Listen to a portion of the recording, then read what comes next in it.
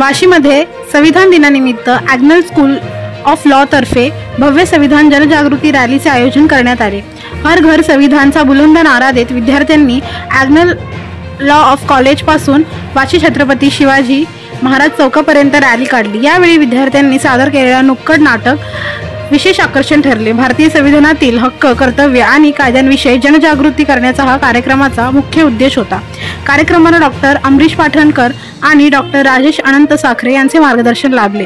संविधान मूल्यांचा संदेश समाजापर्यंत पोहोचवणारा हा उपक्रम मोठ्या उत्साहात पार पडला। नमस्कार, माझं नाव डॉक्टर राजेश अनंत साखरे, मी प्रिन्सिपल आहे ॲग्नल स्कूल ऑफ लॉ वाशी। आज संविधान दिवस म्हणजे बघायला गेलं तर 26 नोव्हेंबर आज आहे 2025।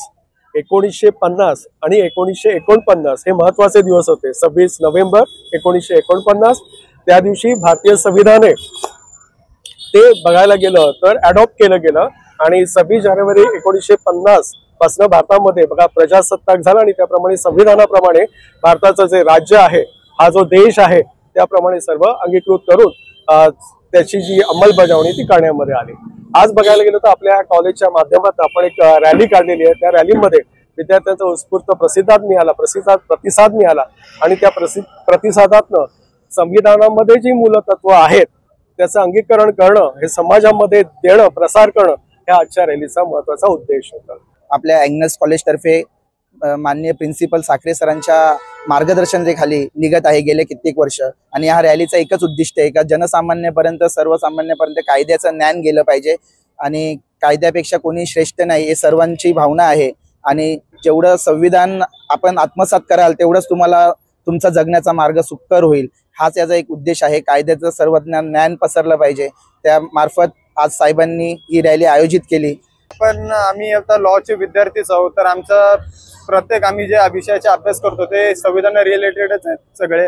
आणि आता आम्ही विद्यार्थ्यांपासून ते संविधानाची जी जनजागृती करतोय ती लोकांपर्यंत संविधान, हर घर संविधान म्हणजे कसं पोहोचलं पाहिजे, आम्ही तो प्रयत्न करतोय। आमच्या कॉलेजचा एकच उद्देश आहे की आपल्या आजूबाजूला जे होणारे म्हणजे जे आता छोटे मोठे गुन्हे वगैरे काय आहेत त्यासाठी तर आम्ही तत्पर आहोतच। आणि त्याच्यानंतर आम्हाला विद्यार्थी म्हणून एकच गोष्ट सांगायची आहे की संविधानावरती हा देश चालतो आणि संविधान आहे म्हणून हा देश आहे। पहिली गोष्ट हे पथनाट्य होतं जे लोकांचे समाज प्रबोधनासाठी केलं जातं, जे आपण पब्लिक मध्ये येऊन लोकांच्या समोर लोकांच्यासाठी सादर करतो।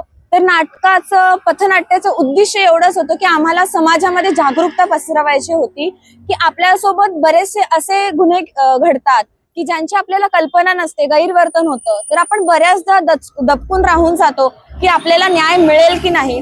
तर आम्ही आपल्या सर्वसामान्य लोकांपर्यंत हा विचार पोहोचवायचा प्रयत्न केला की आपलं भारतीय संविधान किती जास्त ताकदवार आहे, त्यांनी प्रत्येक भारतीय नागरिकाला हा अधिकार दिलाय की तो त्याच्यासाठी आवाज उठवू शकेल। हेच आम्हाला आमच्या संपूर्ण स्किट मधून सगळ्यांसमोर सादर करा।